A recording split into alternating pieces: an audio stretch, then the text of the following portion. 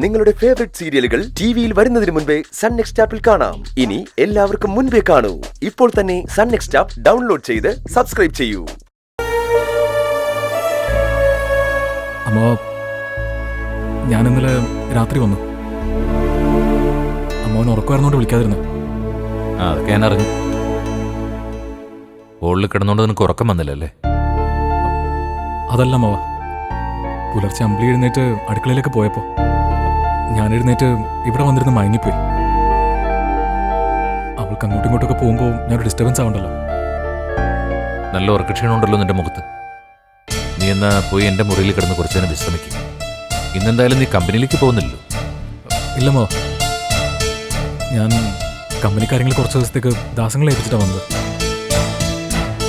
ഞാൻ ഇവിടെ തന്നെ ഉണ്ടോ? അതെന്ത് പറ്റി? ഇവിടെ നിൽക്കാൻ പറ്റില്ലെന്ന് പറഞ്ഞല്ലേ നീ അങ്ങോട്ട് പോയത്? എന്നെ അമ്പിളി അമ്മാവനും അവഗണിക്കുന്നത് കൊണ്ടാണ് ഞാൻ അങ്ങോട്ട് പോയത്. പക്ഷെ അവിടെ ചെന്നിട്ടും എനിക്കൊരു സ്വസ്ഥതയില്ല.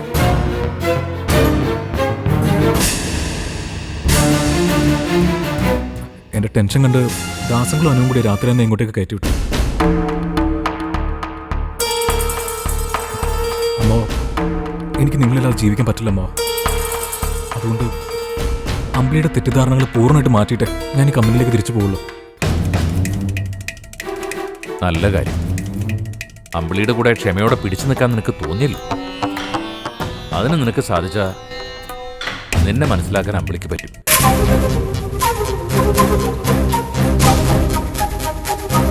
ശരി രഘു, നീ എന്നാ പോയി കുറച്ചേരെങ്കിലും ഒന്ന് റെസ്റ്റ് എടുക്കും.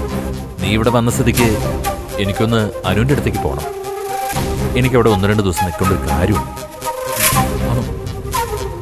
എന്നാ അമ്മ പോയിക്കോ, ഇവിടുത്തെ കാര്യങ്ങളൊക്കെ ഞാൻ നോക്കിക്കോളാം. എൻ്റെ ഉറക്കമൊക്കെ പോയി. ഇനി രാത്രിയിൽ റെസ്റ്റ് ചെയ്താൽ മതി.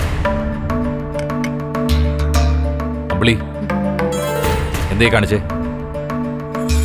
ആ ചായ എടുത്ത് രഘുവിന്റെ കയ്യിൽ കൊടുത്തിട്ട് പോയിക്കൂടെ നിനക്ക്? എനിക്ക് അടുക്കളയിൽ 100 കൂട്ടം പണിയുണ്ടച്ചാ. എന്നെ സഹായിക്കാൻ വന്ന ദയ ഇതുവരെ എഴുന്നേറ്റിട്ടില്ല. എനിക്കിപ്പോ അവളുടെ കാര്യം കൂടെ നോക്കേണ്ട അവസ്ഥയായി.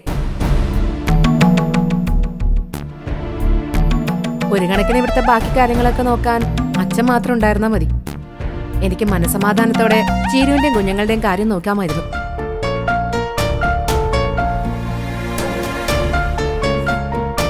ആള് കൂടിയാലും ബാക്കിയുള്ളവർക്ക് കഷ്ടപ്പാടാം.